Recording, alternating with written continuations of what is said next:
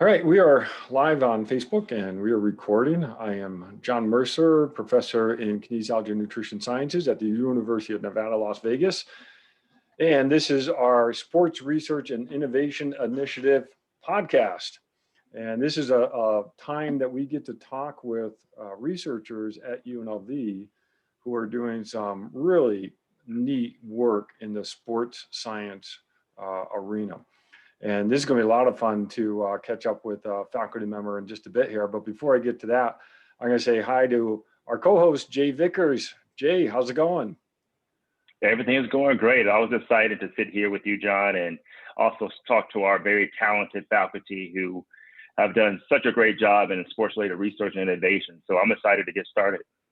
That's great. And Jay is the business development director for our sports research and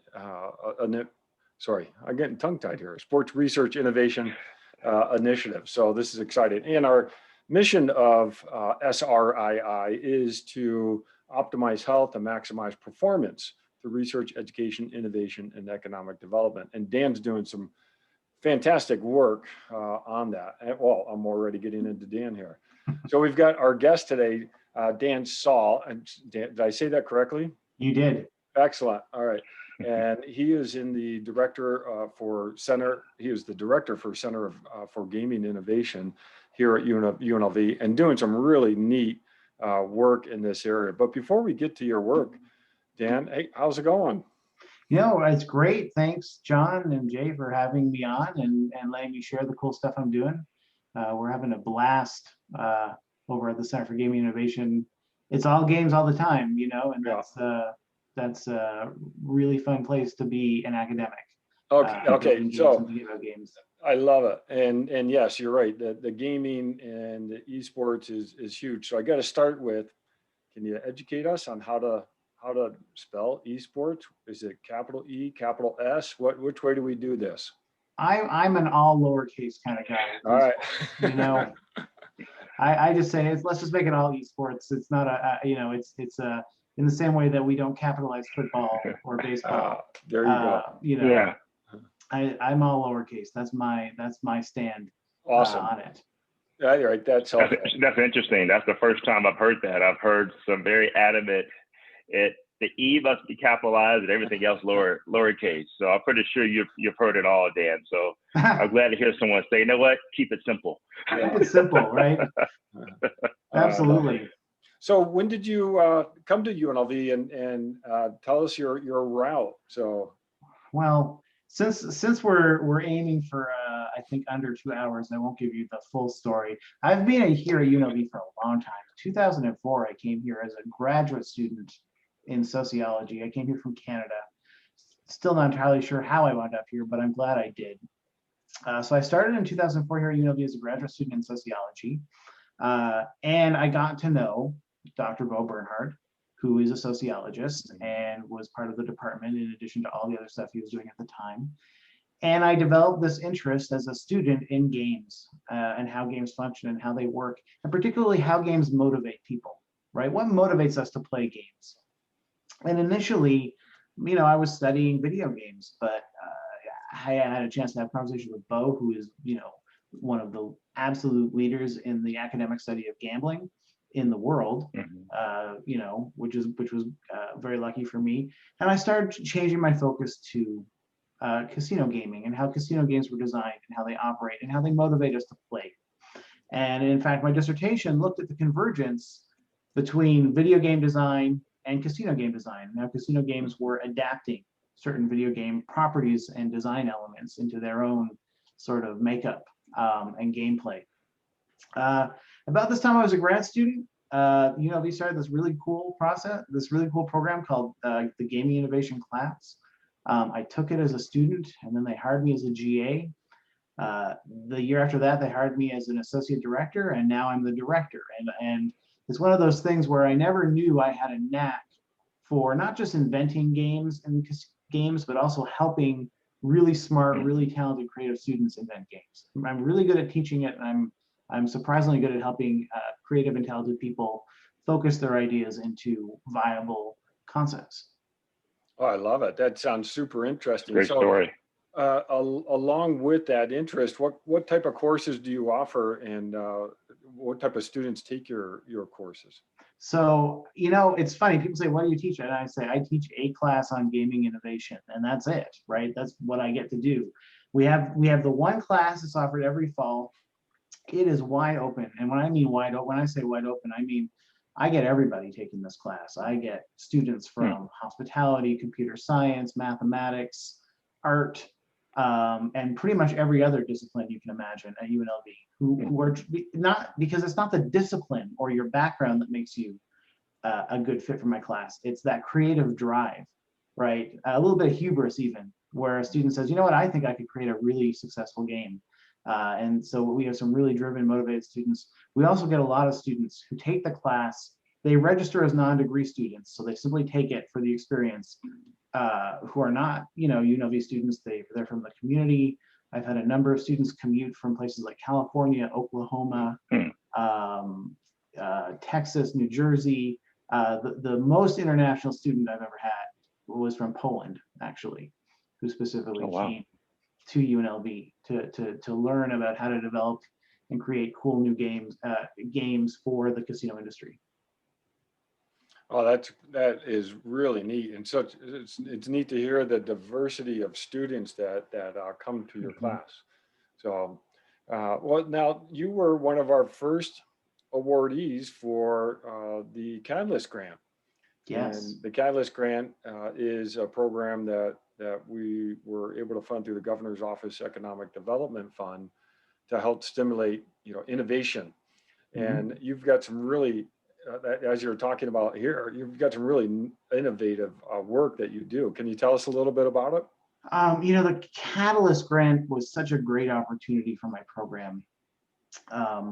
So the way that my program operates is students take the class, we bring in amazing guest lecturers and experts, but the real focus of the class is for every student to come up with an innovative concept, right? That could be developed and commercialized and sold. So intellectual property that we can develop, commercialize, and sell to a manufacturer, to then there's many manufacturers and startups and companies that are working in the gaming space. Now, of course, in addition to slot style games and card games and a wide range of tech, we also focus on sports betting, innovations in sports betting and what sports betting innovations can look like. And we also are starting to focus now on emerging esports style games, specifically competitive games where players play on the internet or play on their mobile devices, I should say, for a fixed amount of money, in some sort of an esports style task, a shooting game or a puzzle game or something like that. So we've developed a lot of, the Center for Gaming Innovation has been very successful at coming up with great ideas and getting patents issued for those ideas. So we've had 18 patents issued in the last 5 years, and including patents for really cool ideas in sports gaming and esports gaming. So this grant was a great opportunity to fund early development of these concepts into what I would call high-level demos or high-level proof of concepts of the underlying game mechanics or game idea that the patents cover.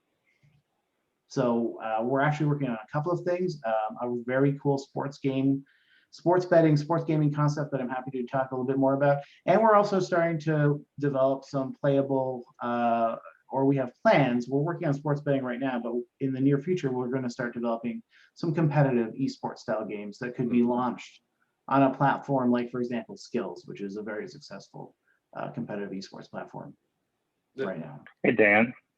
Yes. Esports has been widely popular and the growth has been phenomenal over the past couple years. Being that you're an expert in this area, was this predicted or is this a surprise to you? So the success of esports, I've really started to dive into esports more in the last few years. Where we're focused on, I would call the more emerging area of esports, right? The place where there's the most growth. When we talk about esports traditionally, we're talking about video game players who enjoy watching these high-level competitions among the most elite game players for titles that include, Call of Duty, Fortnite, League of Legends, Rocket League, and they have turned into these massive spectator events with real prize money behind them. But esports, the area of esports I am more focused on, and where I think there's huge potential for growth, is this area of you and I head to head on some form of a game with cash on the line, right? 5 years ago, people were talking about it in its very early stages, and now we're starting to see companies like Skills and other companies that are emerging. And I think we're just on the. I think we're going to see even more companies that are setting up platforms whereby you can, we can play in a tournament, or we can play heads up, put real money down, play in some sort of a video game contest, and the winner gets the pot, right? And then the studio and the hosting platform, they collect a rake. Interestingly, very interestingly, the more successful types of games, the more successful competitive for cash esports games tend to be very simple, right? They tend to be very simple, not these big complicated. I think we're going to get there with these big complicated games that people watch esports for, but it's really the more casual mobile game style games that are more successful for actual cash competitions between individuals. And that's kind of an area where we have a bit of an advantage, even though they're not gambling games. They do have there is an element of competition in there that in the casino world we're used to, right? Poker is a perfect example of it's a competitive game where it's my cash versus your cash. It's my performance versus your performance. So I think we have a bit of an edge, and I think some of the ideas that we've developed, that students have developed and we've patented in the past few years, that we could possibly modify to work as a heads up game. And that's what we're trying to do right now, is develop some models. And what's really great is right now I have 3 very talented UNLV students, Lauren, Richard, and William, who are in computer science and art, who are now, we have hired to start developing these cool concepts and these cool demos. That's the exciting part for me, is the job diversification that gaming has brought to the industry and to our students. There's been many times, I know, John, our generations, if you will, gaming was, you have to be outside, and there was no, I remember my parents saying, you can't play too much Madden because what work are you going to have in that, right? But now there's so many job opportunities for our young people if they really want to be involved in gaming. And I'm really excited about the diversification that presents to our students. Well, my era of gaming when I was young was Pong. And now, and Dan, I'm glad you mentioned this. I look at games like, League of Legends. My goodness, that is so complex, but yet it's, it's really like, I guess I call it 3D chess. I'm not sure, but it's really, it is really amazing the skills that these players have, and how games like that have really developed. But what's interesting, Dan, is that this is where you and I actually intersect, is that in my area, we actually record human movements, and our video system originally came from a gaming company that they were actually hiring artists, recording 3D movements, and then giving those data to game makers. So, well, that's fascinating to know that the leaps and bounds we're seeing in terms of capture technology for gaming is just incredible. And as I said, talking about esports specifically, I do believe, as I said, we're just at the beginning of what skill competitive for cash games are going to look like. And I think in 10 years, you're going to have people competing in tournaments with tens of thousands of people. And there's going to be people winning hundreds of thousands of, like just regular players winning hundreds of thousands of dollars every day. The issue, the game design issue, is how do we, the games that work for esports spectating and high level competitive esports don't necessarily translate well into competitive play for cash games, right? So those games still need to be invented, which is good for me and my students, because that's what we're all about, is thinking about what games of the future are going to look like, and try to invent them, build them, and patent them. and launch them. Oh, I love it. And I love commercialization is a big part of what we try to do as well.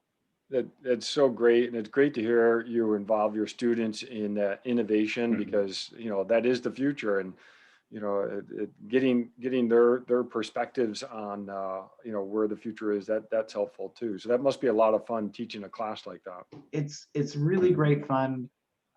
It's amazing fun to work with these students. I really get bright, creative, motivated students. As I said, I'm working with 3 of them right now to help develop some of these prototypes. And to me, it's just an added benefit that this grant funding, in addition to helping us develop this intellectual property, that I hope we will be able to find a pathway to commercialization Absolutely. and get out there. We're also taking 3 very bright students and giving them fantastic hands-on training that's going to, that they're going to take and use, I guarantee you. And it will be very easy for them to find jobs as game developers and game designers when they're through with UNLV. So it's an added bonus that this grant has allowed me to help develop student talent in meeting our goals and objectives. That's great. Dan, that is sorry, John, go ahead. No, go ahead. I was going to say that's outstanding to hear. I know that's music to John and our ears and our co-director, Dr. Lowe, because that's part of what we want to be as Sports Research and Innovation Institute, is to be that hub where we can help, if you will, power through different situations that can result in a positive impact in all areas of sport, whether it's gaming or physical, mental, whatever part of sport it is, or any type of innovation. That's what these grants are for. And to hear that is not only empowering you to be more successful within your department, but also to empower young people to reach their goals and to be innovative and think outside the box.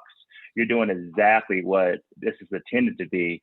And you're also doing unattended, but just because this is the way you work, is for us to be the hub that we're aspiring to be. We want to make sure faculty, students, and industry are working together. And I know you have great industry partners that you work with as well. So this is outstanding news. That's true. In fact, this grant has really tied in well with the private sponsorship that my center has gotten from DraftKings. They have provided some sponsorship again, so that I would create to help us not just continue our mission of innovating, but also, companies like DraftKings and other companies. There is more demand for innovative students with art skills, math skills, programming skills, right? And a knowledge about how these games work and how to build these games. There's more demand in just our city, Las Vegas, than can be met, right? So the more we have those resources to give these opportunities to motivated students and let them apply their talents as best they can to understand how games work, I think it's just a win for the entire community as well as UNLV.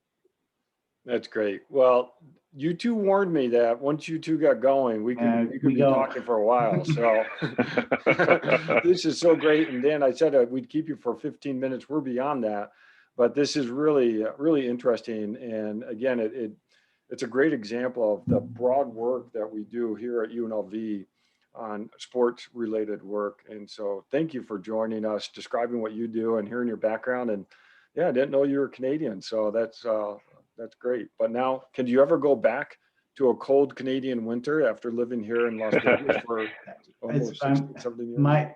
My Canadian visitation window is now May through October. Right.